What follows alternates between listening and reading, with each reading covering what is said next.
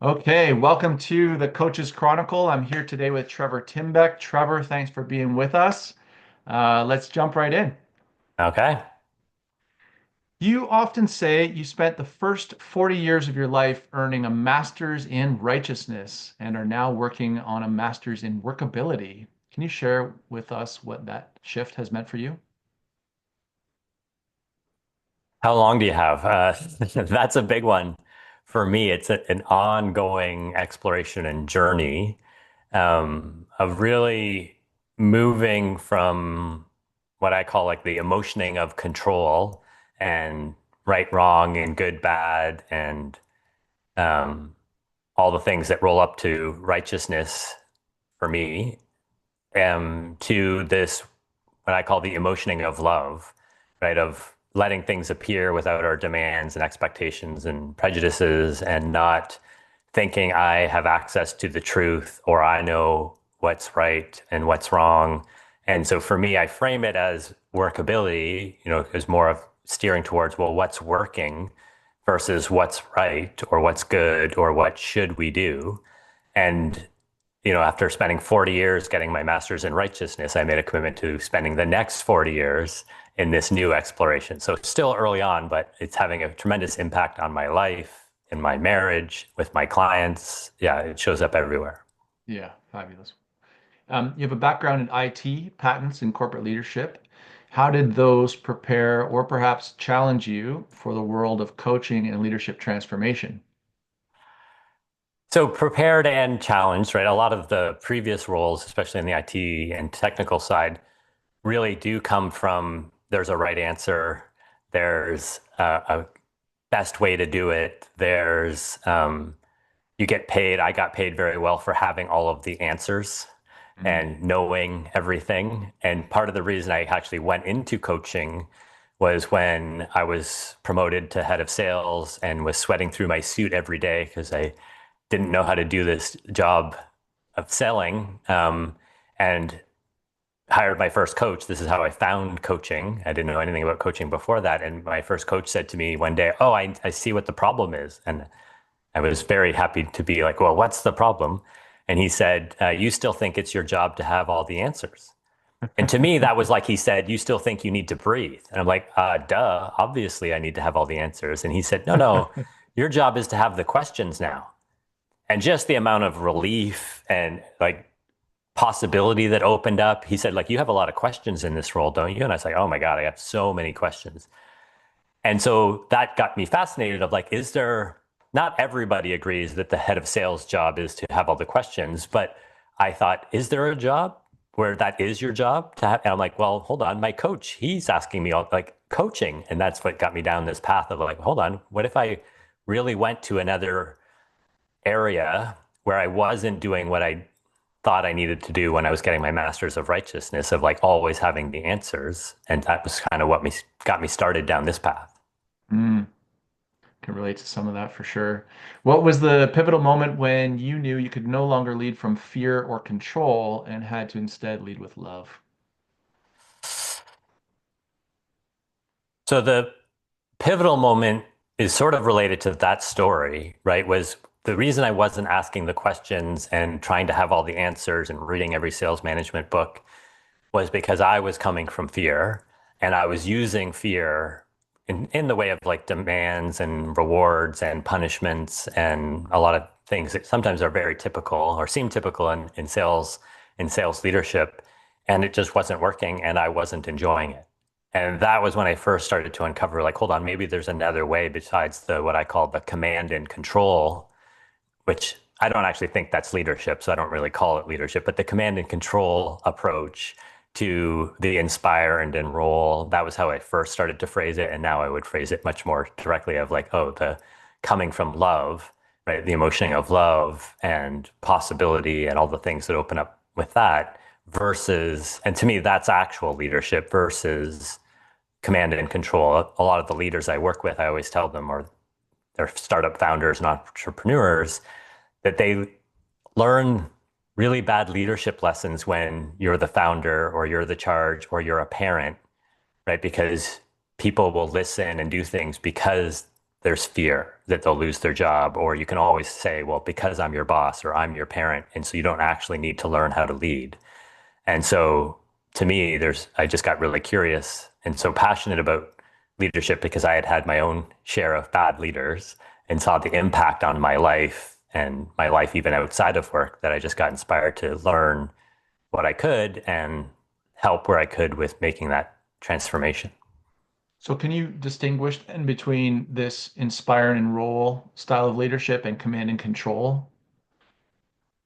Yeah, so the command and control is what I sort of say is like the approach, or sometimes we'll call it like the military approach, right? Where it's like the Right. leader, the boss, the knows the answer, and so they tell people what to do, and they're commanding and controlling and demanding obedience and having people do it a certain way, versus the inspire and enroll, or sometimes called servant leadership. There's lots of other names for that, coming from the emotioning of love, is really about creating space for other people to show up with their ideas and conduct experiments and test things and sort of flow through what's coming up, versus saying like, I know this is the answer and we're going. So sometimes we hold up the very, people call them visionary, but I don't often hold up someone like Elon Musk or even Steve Jobs as a great example of leaders. They may have been great product people and other sorts of things, but the stories about the fear and how they run things, to me, that's not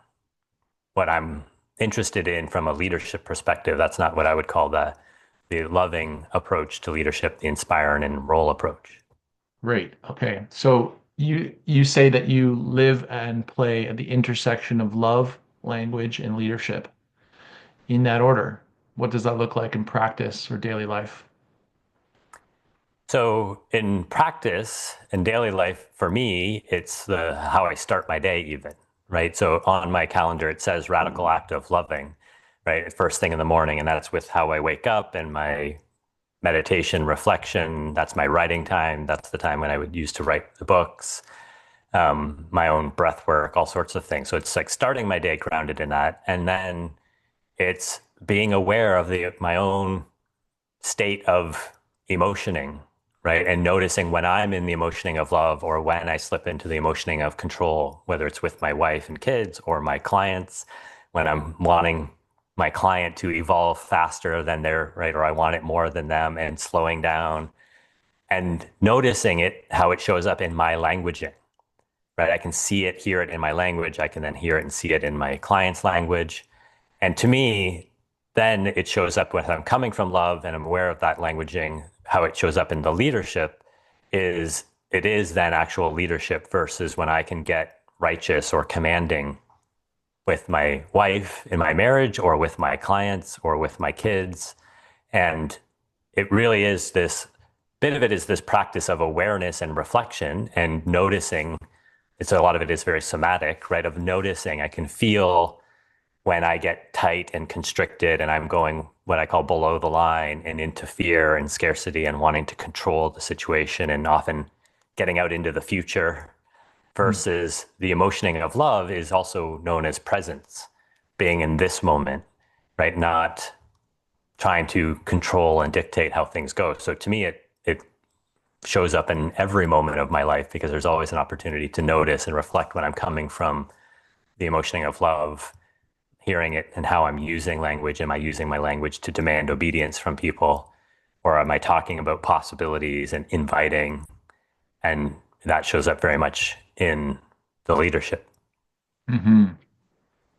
You've said leadership is a language and leading takes place in conversations. What conversations would you say that leaders most often avoid?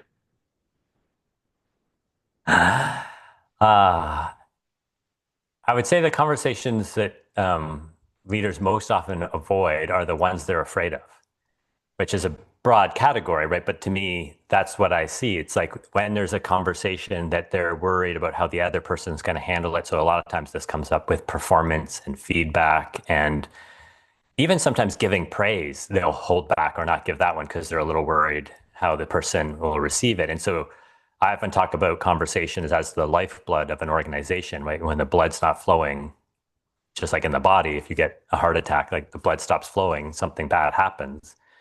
And so part of this is, for me, leadership is this practice of reflecting. One, that's a question that's very helpful of like, what conversations am I avoiding? What conversations am I not having? And being able to slow down and have those conversations. You describe your work as not being for the faint of heart. What does that mean for the leaders you choose to work with? What it means is the leadership style of inspire and enroll can feel very vulnerable and messy because it often feels out of control or lack of control, right? So the faint of heart is a sort of meant a couple of ways of like it takes courage and a willingness to be vulnerable, but to me that's the gateway to connection. But in the moment, when especially if you're practicing, and I was just on with a client who's been practicing, like noticing when they go below the line, and then in those moments revealing that to someone, like possibly even saying I'm below the line, or I'm noticing I'm scared right now, or it's like that part is what I say is not for the faint of heart, because that can feel very vulnerable, it can feel messy. It is something that is very inspiring and enrolling and opens up a space for the other person to then reveal what's going on for them. But it's not the usual way of leading where it's like, well, just ignore your emotions or stuff it down or that doesn't matter, just power through. Right. How do you balance offering radical candor with compassion in coaching conversations?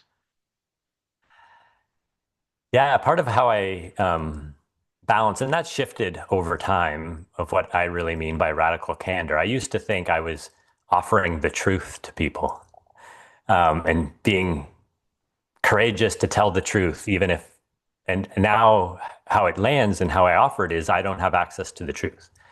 So whatever I'm sharing with someone is never the truth.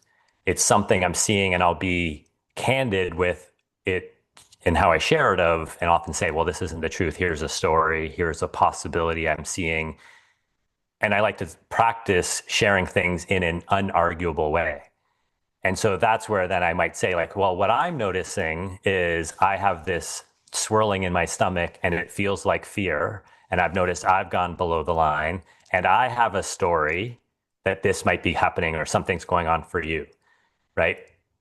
And so that opens up a space that then allows me to dance with them a little bit more and ask for permission. And that's sometimes all I'll say it is like, I've got something that may not please you, but it might really serve you. Are you open to hearing that? Right. And to me, it's always this in the moment attunement to how it's landing for the other person and what their reaction versus their response to it is, and whether they've gone below the line. And so it's never about making an impact or, opening their eyes or forcing them to see something. To me, it's much more about dancing together.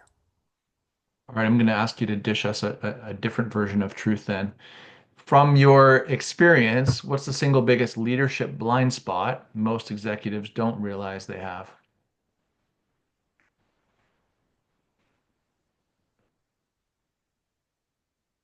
Well, I'm going to stick on that theme. I think it's this blind spot that they um, think they have access to the truth. And sometimes they will have this very strong conviction, or it becomes very forceful or righteous. And ultimately, again, this isn't the truth, just how it occurs for me. Anytime you appeal to the truth or objectivity, or you say, get real to someone, you're demanding obedience from them. You're saying, I have privileged access to reality and you can't see it. But if you could just be real or objective or open your eyes or whatever, really ultimately you're saying is, I want you to obey the way I see the world. And to me, that's not very effective in leadership, but also it doesn't open up a space for everyone else's ideas and opinions. And right, it's often a spot, or at least for me, where I got very stuck. That's the masters of righteousness when I was a leader. And I look back at all those times, there were always times when I was really sure, I was very right, I was very certain in that moment, and it didn't work. And would you say that that is the ego being unnecessarily larger than consciousness or awareness in that instance? Yeah, there's a great distinction. That's what often happens when we go below the line. That's when the ego is leading, right? And we're leading from ego. We stop leading, the ego is leading. and it wants to be certain. And it's totally innocent in the sense of like when I'm afraid, then it feels like survival. And it feels like, at least in our culture, one of the ways we survive is by being right and being certain. And it actually just gets reinforced in our culture because most of the time we say like leaders should be certain. Leaders should have a really strong vision and hold to it. And so there's a lot of things that are in the culture and in the system that reinforce this. But as you're pointing out, it's all ego led and it quickly devolves into using force and commanding and controlling. And so, someone going below the line, for instance, and maybe the ego becoming stronger in that moment or more voiced, is that also the time you would say where an inner critic or a saboteur voice gets reached for, or that critic voice reaches for the ego in that moment in a low point? Yeah, it's part of the reason why, to me, this distinction is so powerful. I call it the vicious circle, right? Because then what happens is, if you want to call it inner critic or judgment or saboteur, lots of people have, but it's like, it's just these below the line thoughts. Hmm. And if you don't notice that that's going on, you start acting on them or voicing them or following them, and you go further below the line, and the circle gets vicious and tighter. This was actually part of the insight behind my first book with Steve, The Power of Systems, when one day I had it showed up for me of like, oh, systems, not psychology. In those moments, I don't want to go with my psychology or my thinking or the mind or that voice because it's giving me advice from fear, from below the line, from ego, from threat. That's another way of seeing it. It's like when I go below the line, I'm in threat. And that's the not the time I want to be listening to the voice. So you're known for challenging with sincerity. Can you share an example of a tough question you've asked a client that opened up a breakthrough?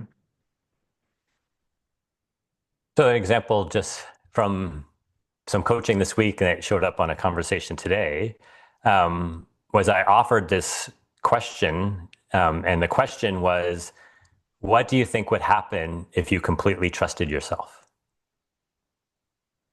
And it seems like, well, is that really a challenging question? I mean, it can be in lots of different situations because it is something that I see another potential blind spot for all leaders is they don't tend to really trust their intuition. And this is a good example of why, right? Because when you go below the line, you don't want to be trusting that voice, right? When you're above the line, your intuition, your gut. But even when you're below the line, there's that small, still voice that feels like love that is always there, right? And what I find is often we don't trust it. We actually grow up in a culture, I did anyway, of like why I was mastering righteousness was because I thought there were all these rules we were supposed to be following.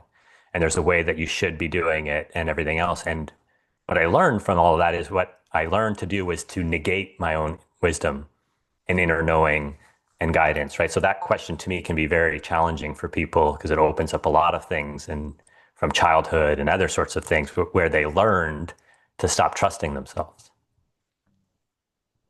Having worked in companies like 3M, TD, BlackBerry, Sun Microsystems, what patterns did you notice about leadership cultures that either worked or definitely didn't? Yeah, I think that's where for me I got a lot of exposure to the culture of control. And I don't think it's just companies. I think that's a little bit of the Western culture. It's a hierarchical, patriarchal control culture, and leadership is just sort of like one microcosm of that. And so to me, I struggled in the beginning when I was looking for great examples of leaders because a lot of the ones that get the publicity, like Steve Jobs or Elon Musk, don't, they tend to comply with the culture of control. And what I noticed, and I would read, Jack Welch's biography and all the rest of these biographies. And when I got to the end, I found out that they were divorced and their kids never saw them and they didn't have great family lives. And I thought, like, there's got to be another way. Where are these leaders who act from with integrity and come from love? And what I found was I could find them. They just weren't, they didn't get a lot of publicity. They didn't have a lot of stories about them. And other people would write books about them, but you had to really search and find them. And so for me, that was something that I really started to see firsthand, and I could start to get a sense of, the leaders who made a real impact in the sense of coming from love and had a lot of inspired and enrolled um, and excited employees who would often follow them as that leader went versus the ones with, the classic saying of you don't quit your job, you quit your leader. Mhm.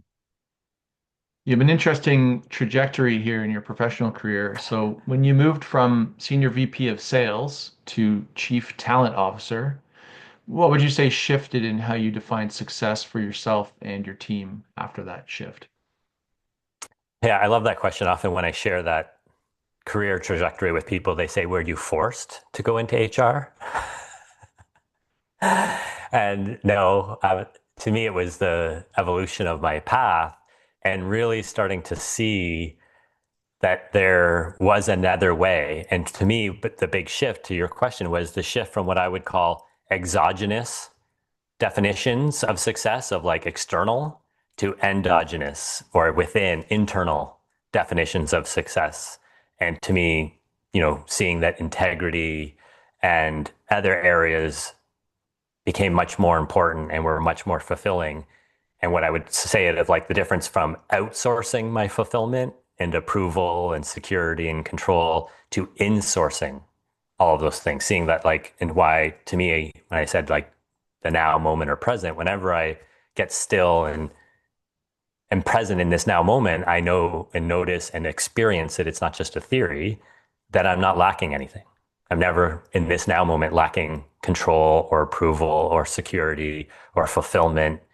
But when I get going fast and I'm above or below the line and in trying to control, what I say, thinking my job is manager of the universe, then I start seeing the world as there's a lot of lack and chasing things, trying to get rewards and outcomes and achievements. And so to me, that was the beginning of that shift. And then as I've gone into coaching, just further that way in that transformation. It's a good segue into the next question. So, you say that personal and professional growth are the same thing. How can leaders embrace that truth in organizations that tend to separate those two? Yeah, it's a great question. To me, it's part of the reason why I love coaching. And even though when I did like leadership development and training, was seeing that um, how I say it now is like your nervous system is the common denominator in everything you do, right? That's why I say there's no personal and professional. And that oftentimes, at least now when I work with clients in my own work, when we slow down and explore things that are in what they call their personal life or with their family or their foundational relationships, like, so for me, my wife, that's one of my foundational relationships. So when that relationship goes out of integrity, I can see the impacts everywhere. And when that relationship is in integrity, I can see the impacts everywhere, right? And so a lot of the work that I do with clients and encourage leaders to do is to slow down and see that that is the case for them and get really clear, right? Because it may not be their wife. I'm not saying it's their marriage that is a foundational one, but what are your foundational relationships? And a lot of times for people, it is family and their significant other, right? But that when those things, if they're really foundational, if they are going out of integrity, it impacts everything else. You referenced your first book earlier in the interview, and you've recently released your second book. Your new one, The Power of Love, co-authored with Steve Chandler, describes love as the very flow of being. How did writing with Steve influence your relationship with love?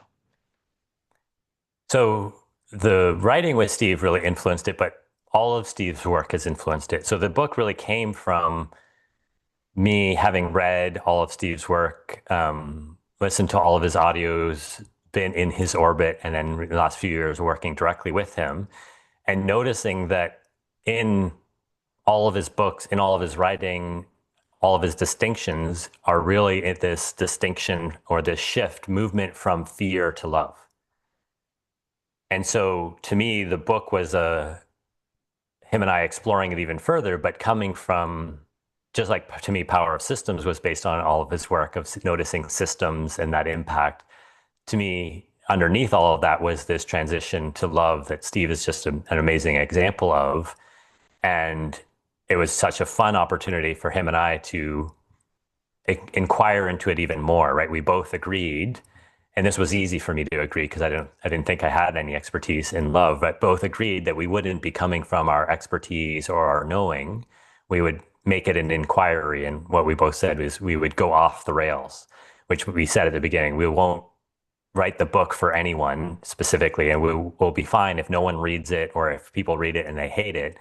We just want to explore what does love do, which is really kind of the direction that we came from. So even just how we wrote the book and the system we used was a practice in loving. Hmm. So The Power of Love invites readers to dance with love without demands or expectations. How do you see that simple principle applying to leadership in high stakes environments? So that specific distinction comes from a biologist named Humberto Maturana. And he has a quote, and there's a few quotes in the book, but he talks about how love is the only emotion that increases intelligence.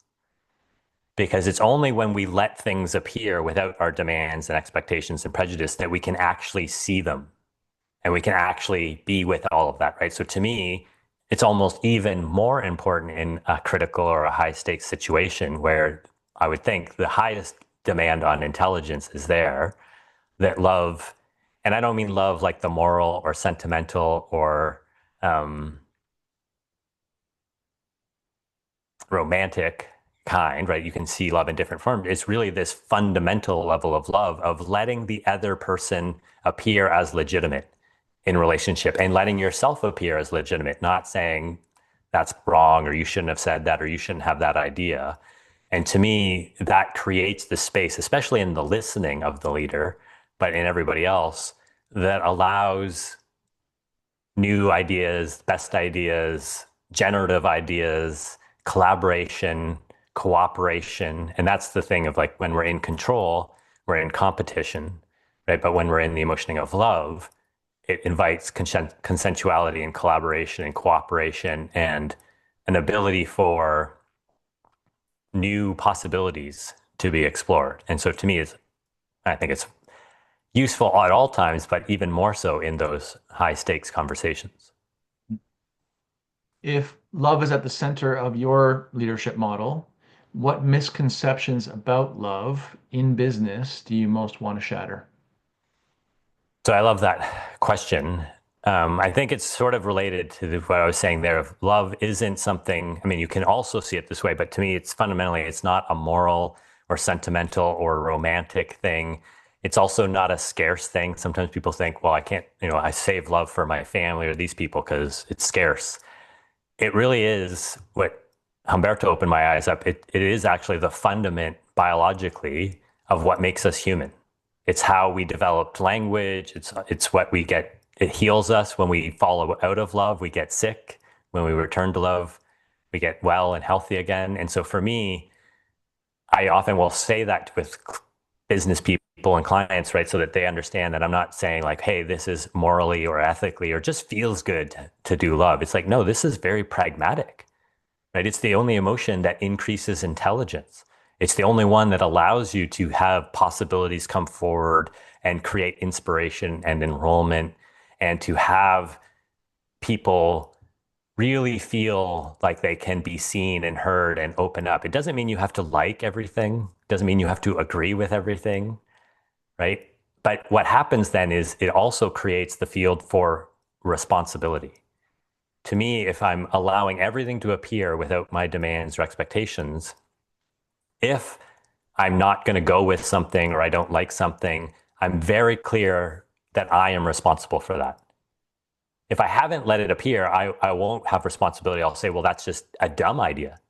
That's a bad idea. That's something we shouldn't do. And it's like, I'm not taking responsibility. I'll be like demanding obedience. I'm like, how did you not know that was a dumb idea? But if I'm coming from love, then I'll be responsible. And I might then say, I don't like that idea. Right. But that's just my opinion. It's not like some universal truth of like, hey, that was a bad idea. That's a dumb idea. And so it opens up a space for responsibility. Mm. Interesting factoid. You love to walk really slowly and listen to the universe. Love that. What wisdom has come to you during those slow walks that has shaped your coaching? Hmm. I could probably write a whole book on this because it's part of my system. And so, like just yesterday, on my long, slow walk, a whole collection of distinctions came up for me that I then shared with. I run a group about the power of systems with 8 coaches, and I shared the distinctions that came up from my long, slow walk that morning. The book, The Power of Love, came from one of those long, slow walks. Steve and I were initially going to write our next book on the power of words. And I was very excited about words because I love languaging. And on a walk, it just came up, this inspiration. And I thought I got to act on it. Part of me was hoping Steve would say no, but I sent him immediately a voice message and like, hey, Steve, this just came to me.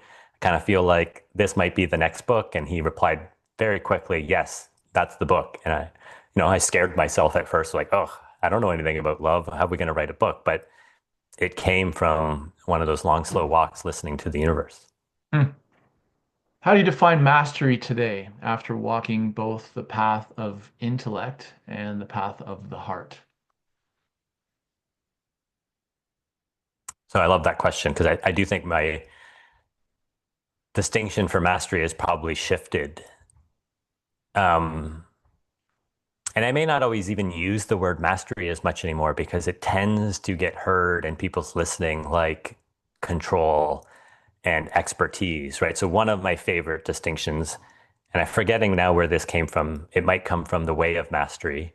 Um, but someone who said, the master is someone who has mastered the art of always being the student. And to me, that's my definition for mastery is like someone who's just always learning. That's my own experience of like, I love learning. I didn't love his learning as much when I was in school, but some reason after school, when I started to be able to pick my own topics and subjects, it's like, yeah, I love learning. And to me, that's mastery. It's like being in the emotioning of love, letting things appear, not assuming I know the right answer, wanting to learn and being curious from every moment, from every possibility, from every person's opinion. I'm not saying I always do that very well. I can go below the line and slip into it. So for me, mastery is this ongoing practice of learning and being a student, which is why I had committed to 40 years of my next masteries in workability. I would probably also say in love, right? I think the first 40 years was a mastery in control. This is the 40 years of the mastery or being a student in the emotioning of love. Another great segue. So there's a quote on your website, Trevor, by, Mhm. is it Mark Nepo? Yes. Yeah. And it says, those who wake are the students. Those who stay awake are the teachers. How does this line resonate with your own mission? I love that line because the next line is how we take turns, right? And so it isn't that like when we wake, and I don't mean it necessarily like enlightenment or anything else that of like, oh, now I have all the answers. It is this ongoing um, drifting, right? And seeing that like, hey, there's in every moment there's opportunity to take turns, right? In some moments I'm the student, in some moments I'm the teacher. And if I'm really in the emotioning of love, every moment can also be my teacher. And to me, Mark Nepo is just one of my favorite poets. So I love all of his stuff. And he has this poem that really he's talking about like the Sisyphus of wakefulness who rolls the stone of light up the hill and then it falls back down, right? And that to me is what he's kind of talking about. It's this dynamic dance of waking up and then remaining awake for a little while and then yes, we'll all forget or go back to sleep, and that's not a problem. It's just a condition of life, and we can have a lot of grace with ourselves when we are in that state, like when I'm below the line and I'm in fear and I'm thinking the world is scarce and my ego is really loud. I can have acceptance and grace and love, even that, and know that it will drift on its own. That's not something I need to control. Hmm. Okay, so looking ahead from where you are today, what's your vision for transforming the next generation of leaders? And what role do you see love playing in that future? It's a great question. I don't know.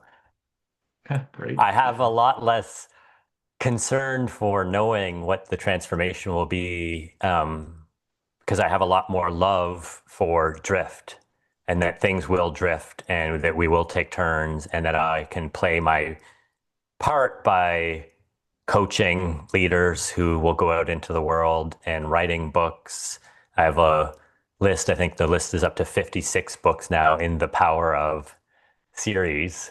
Taking my inspiration from Steve, who's written over 40 books, but didn't start till his late 40s. And so I didn't start till my late 40s. So I feel like I can get at least another 40 books in that. And that will be part of my self-expression, but part of my contribution as I keep exploring. I really think my own journey in this exploring the emotioning of love will be weaved into all of those books and all the work that I do. And I'm just as curious as you are with that question of like, well, how will that turn out? I don't want to actually kind of know the answer. I don't want to attempt to control it or think that I would know. I want to be able to really trust the universe and love itself that um, we will continue to drift that way of like if it really is the fundament. We shared before that you also went to CTI. The whole reason I chose CTI as my coach program and certification was when I read their book, the one line that said, "We believe everyone is naturally creative, resourceful, and whole." And I was like, okay, I'm in. Beautiful. There was a line in there that could easily escape us, and I think it's worth drilling into a little bit about your tolerance for drift. So, to someone listening, what is drift, and what does having a greater tolerance for it look like? How do we embody that as folks that are sometimes um, keenly in search of something specific, whether it's goals or outcomes, etc.? Yeah. So I love the question. And I used to use the word shift, and I would talk about shifting back above the line or shifting into the emotioning of love. And I just noticed it with myself and my clients that it invited a little too much of the emotioning of control, of, oh, it's up to me. It's something I do the way I shift a car.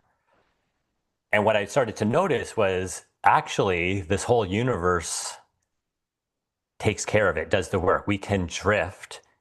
And at first, I had a little bit of an adverse reaction, which I got to slow down with shift because I'm like, well, or drift. Drift sounds out of control. Drift, and that woke me up. I'm like, well, why do I need control? Oh, like I only want to shift or I want control if I think I know better than the universe, which I just think is funny now, right? Of like, okay, I know better than the universe versus, hold on, this universe is 13, so they tell me, 13.8 billion years. I don't call that 13.8 billion years of survival or the survival of the fittest or any of that. I call that 13.8 billion years of workability or 13.8 billion years of drifting in love. To me, that's what the universe has been doing for 13.8 billion years. And for the vast majority of it, without any humans around trying to control it or tell it what to do. So that drift word, I love it because a lot of times clients have a similar reaction of like, well, I'm not leading if I let things drift. And to me, it invites a wonderful conversation and slowing down and resting in trust of the universe, of my intuition, of the power of love, that it isn't something I need to control or even take charge of making it shift. As someone who has a greater tolerance with drift, then could you also describe that as being in flow? Yeah.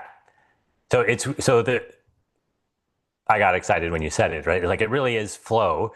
The reason I use drift versus flow is most people love flow because we've heard so much about the research around flow state and everything else. And so they'll just get excited because, like, well, flow is amazing.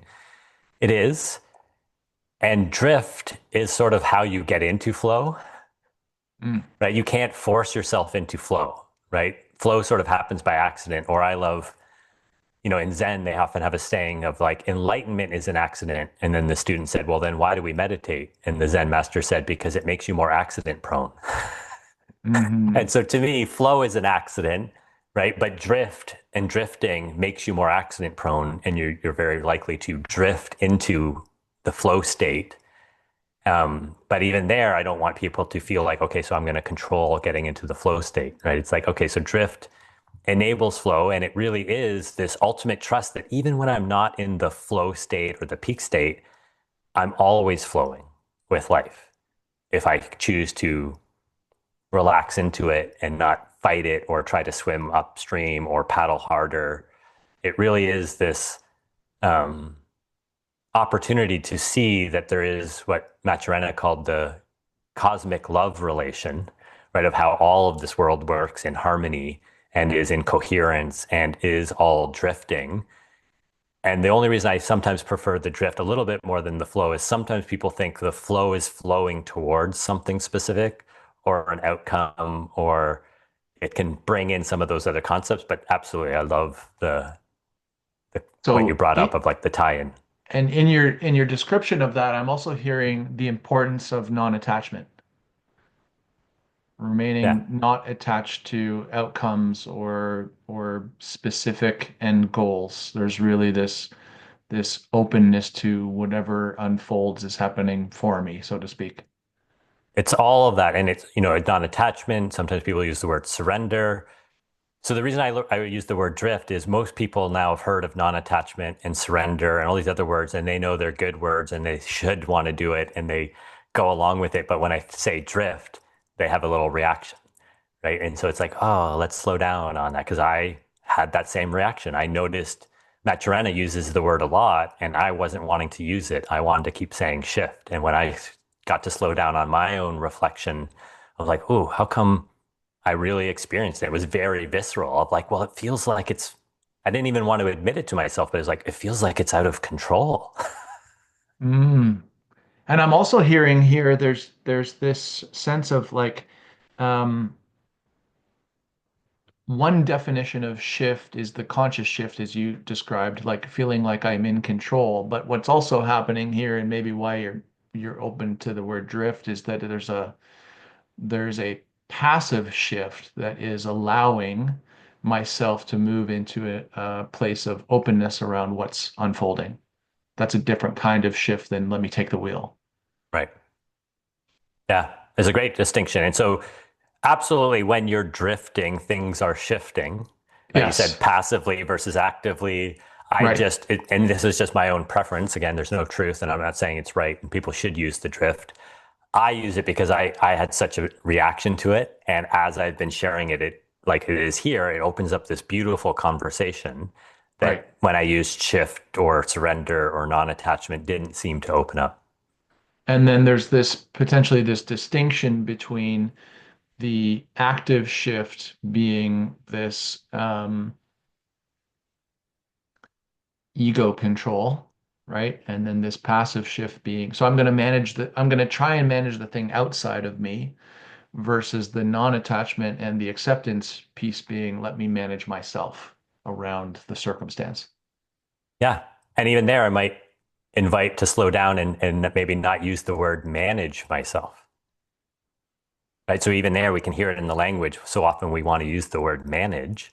Right. Right. And it's like, oh, okay, I love the distinction, not external, internal, and not even managing. Right. Because we can then get into self discipline, which is just another word for self control, Mm, versus like, ooh, well, what if I allow and accept and allow. surrender? And but to me, it's like, what if I was to like relax back into the drift and notice that my nervous system, evolution did such a great job. Like I get a cut on my hand, my body heals that. Like really all I could do is interfere with it. That's why I think most of the time we put a band-aid on it just so I stop looking at it and picking it or doing something, right? It's like the body heals itself. Such a What good if example. the whole nervous system works this way, right? And we tend to do it if we don't keep interfering with it with either, what we're consuming or staying in stress all day or whatever. The body is designed beautifully to go into fight, flight, freeze for a few seconds and then recover. It's just most of us spend you're sort of like chronically in that state. And then you get adrenal fatigue and all sorts of other things coming in. So it's like, yes, we can definitely interfere with it. But if we don't interfere and we relax back and let even the nervous system drift, it knows what it's doing. Amazing. Okay, so last question for our readers here, Trevor, for the Coach's Chronicle. If you could give one piece of advice to a new coach entering the industry today, what would it be? So I'm smiling because I was going to say honest answer. It's not my honest answer. The answer I really want to give that I don't know that you want or the readers want is I wouldn't give them any advice. Hmm. And the reason I say that I was because I was just so struck by Humberto Maturana one day, and it caught me off guard when someone was asking him something, and he said, "I don't recommend anything, even love." And I was like, "Whoa, come on!" I mean, love is the one thing you can recommend, right? But when I really slowed down, I got it of like, even if I recommend, that's a subtle way of demanding obedience or saying love is good, right? Or you should. And so, advice, if I could give advice, sort of lands that way for me. And I could still play the game if you want, of like, okay, if I was going to give some advice, what would it be? And again, I would just say it this way of like, it's not advice, not even a recommendation, just a possibility.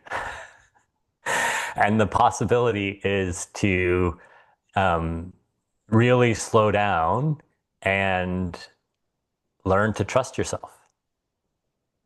It's such a great coach answer, Trevor, because what coach is giving advice anyways? And so other than asking our clients questions so they can tune into the answers for themselves. So I think you answered it actually perfectly.